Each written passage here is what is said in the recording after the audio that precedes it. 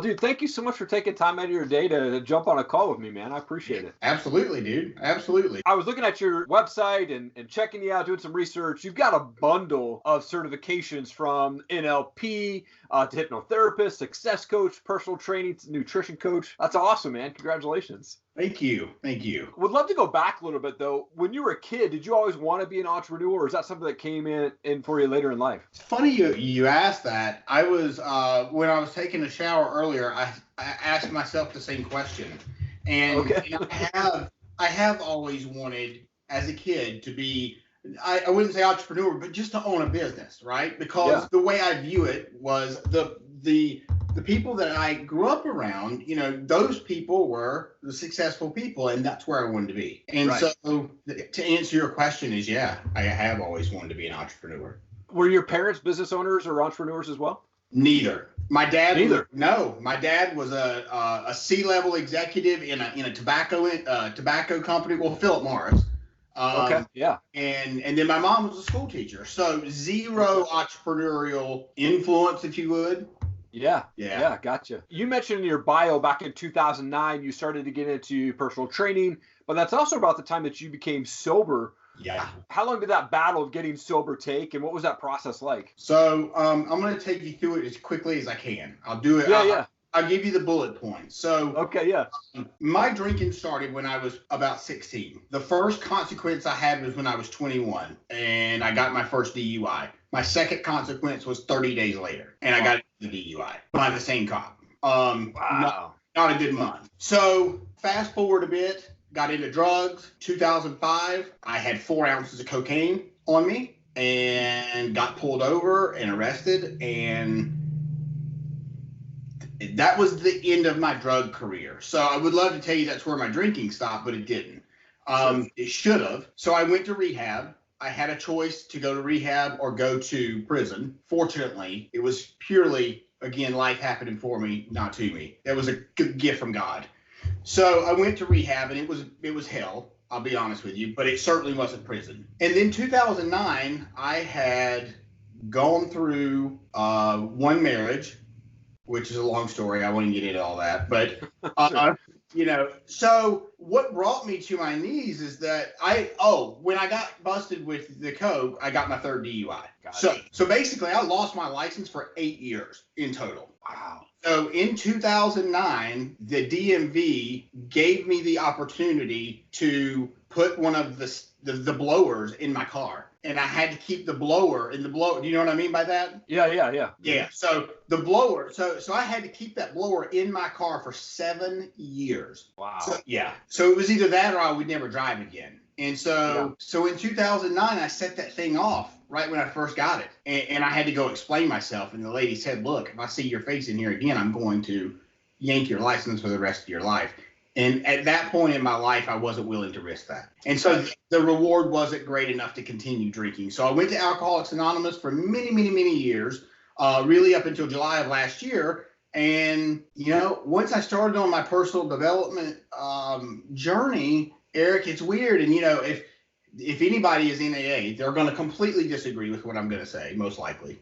And if you're in AA, you'll probably disagree with, which is okay. But I found I'm happier on the journey that I'm on. I have zero desire to drink. I'm not cured by any stretch. If I felt the need to pick up a drink, I know where to go. Right?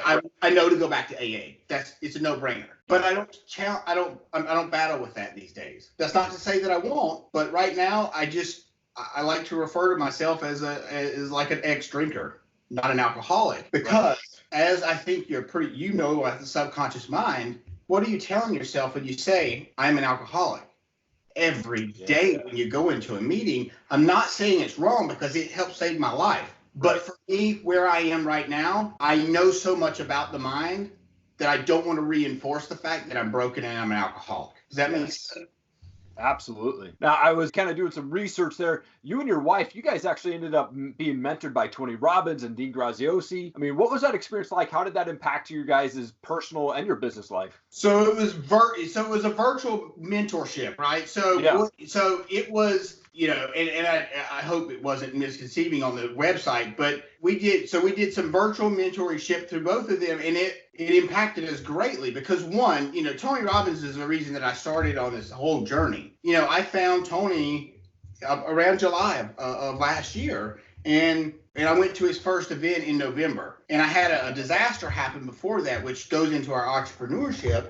I had a hormone replacement clinic, so I did testosterone replacement, growth hormone, HCG, diet, weight loss, so on and so forth, and went into a business with a guy that did not know anything about that business, and I didn't know as much as I should have.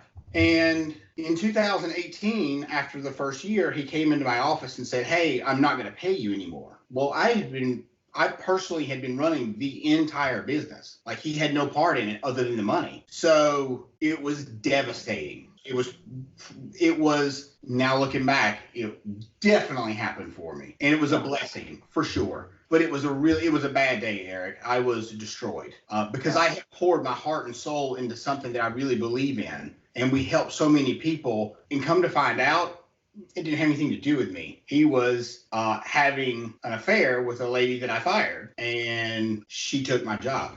Gotcha. Which is okay, because, if I were there now, I would be in God knows how much debt. And I walked away from it debt-free, and which caused me to kind of get on this journey and go get my NLP and my hypnosis and so on and so forth, and get me to where I am now. Right. Yeah. Tony Robbins to me is legend. And I saw that you were actually part of the crew of Unleash the Power Within in LA. How'd you get on that, man? That seems awesome. It was really cool. So you have to qualify, and then you have to apply. And so I did both. And really, this is a great example of manifestation. I had mentioned it to my wife, and she was like, "Yeah, there's no way we can afford to do that." Well, I journal every day. And so just like a lot of things that have happened in my life, Eric, I journaled about being at the event and crewing. And so I put in the application without her knowing and got approved. And when I told her that I was approved, it was like a light switch went off, and she was like, "Wow, well, how can we figure out how to do this?" And so it just worked out the way it should have worked out. But to answer your question, dude, it was amazing. It was really an amazing experience. I'll tell you really quick. I was standing along the curtain. So I was on the food crew. You don't really get to choose where you work. They choose for you. And so I was on the food crew. We were done with our little shift, so to speak. There is no shift. You're on for the entire time he's there. Period. Right. Yeah. So I had a break, and so he was getting ready to come out his first day, and this guy comes up to me and three other people, and he was like, "Hey, I need you to turn your shirt inside out and come with me." And Eric, I swear to you, 6 feet from Tony. Wow. It was surreal. Like I literally, a tear came down my face. I was sitting in the section where the only people in that section are people he personally invites. So his son was there, A-Rod was there. It was unreal, the experience. And the second thing that was super cool is I got to stand and have you ever been to one of his events? No, it's on my bucket list, man. One of these days. It's awesome. So everybody walks on fire, right? Yeah. Well, at the end of the fire, there's a person that celebrates with each individual. And what that means is you just jump up and down. Everybody's obviously excited when they come across there, when they finish. And so I was that person. I got the person to celebrate with 400 people individually after they walked across the hardest thing that they've ever done in their life. And the feeling from that was unreal. Yeah. Wow, man. It was cool. What a cool experience. Did you walk on fire yourself? Yes, twice. Wow. Yeah. I always wanted to do that, but can you feel the heat, or is it just like, dude, you're just going through it? Well, so it's interesting because your adrenaline, right? You're so jacked up from the experience that if you do what he says, you're going to be fine. It's if you don't do what he says, then you could get burned. Now, is there an occasional coal that could get stuck on your foot? Yes. It didn't happen to me. Okay. Honestly, the first time I walked across it, I didn't think I actually walked across it until I looked at the bottom of my feet. Because you're so jacked up that you just go. I don't know how to explain it, but it was pretty damn cool.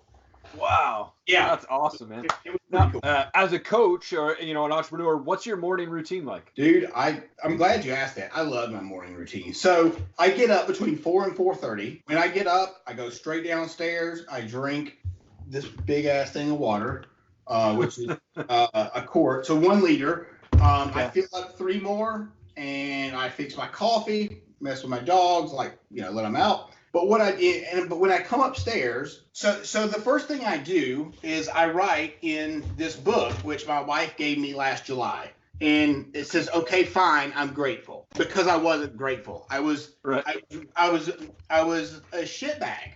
I mean, the truth of it, I would not want to be around me. And so she gave me that. And so anyways, I write in that every morning. It's a page. Yeah. And then I prime, hence the Tony Robbins.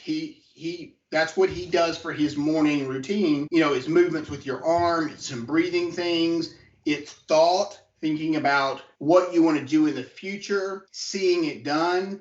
You think about what the things that you're grateful for. You think about, there's a part of it where you talk about healing your mind, your body. It's interesting. You can Google Priming by Tony Robbins on YouTube, and you'll see exactly what I'm talking about. So I do that, which is about 15 minutes.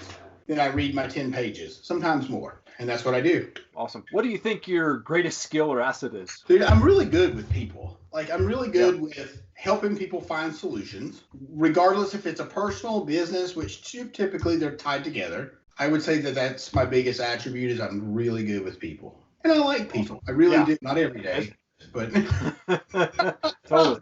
Well, it's been awesome to be able to connect with you on Instagram, man. It's been so much fun to get to know you more, man. Yeah. For people who are out there who are maybe struggling, whether that's personal or whether that's business, what are a quick few tips that you got that you can give them to kind of get out of their slump? So, you know what? The biggest thing is you've got to figure out what's got you in the slump. And that's easier said than done, Eric. It's easy for me to say, change your mindset. Well, I can say that because right now my mindset is good. If something, if something happens that throws me off, I've got to figure out how to get back into the swing of things, or the zone, or whatever you want to call it. And so recognizing that, figuring out, all right, so this is what threw me off. Is it something I can deal with now, or is it something I can put to the side?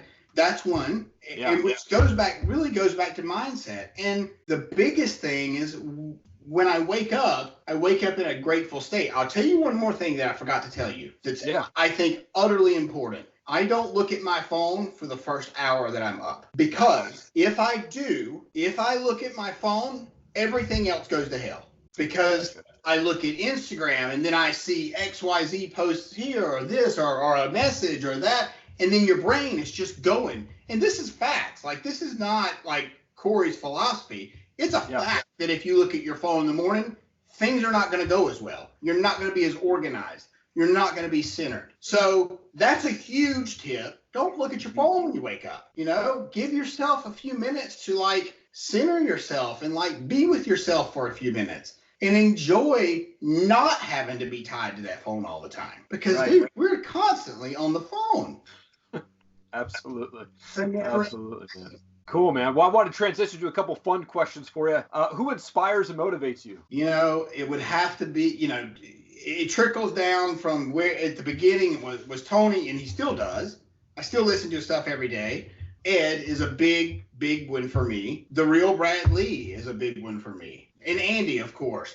Andy, I've faded a little bit away from Andy just because I listened to him. I listened to 3 or 4 of his episodes for so many days doing 75 hard. That's what I would listen to. And so I burnt myself out a little bit. I love Andy. I love his content.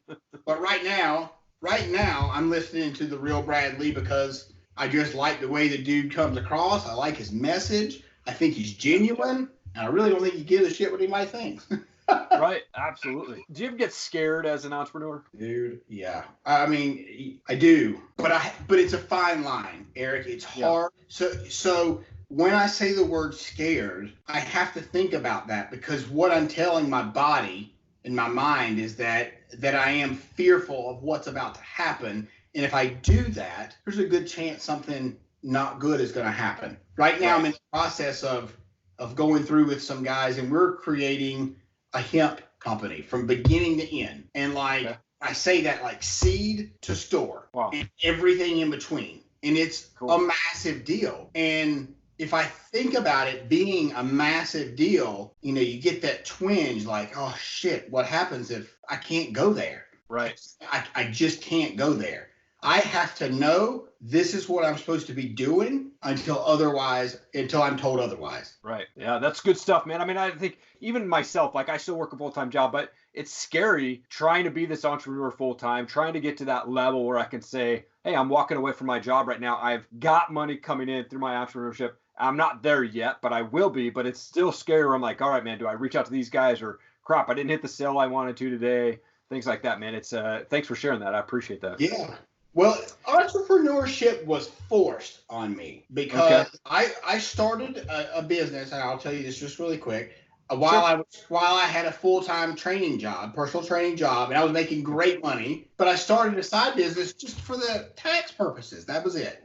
Yeah. Well, the company found out and they fired me. And like, what the fuck do I do now? Right. And so I had to full force go into starting my own business, and I haven't stopped since. So nice.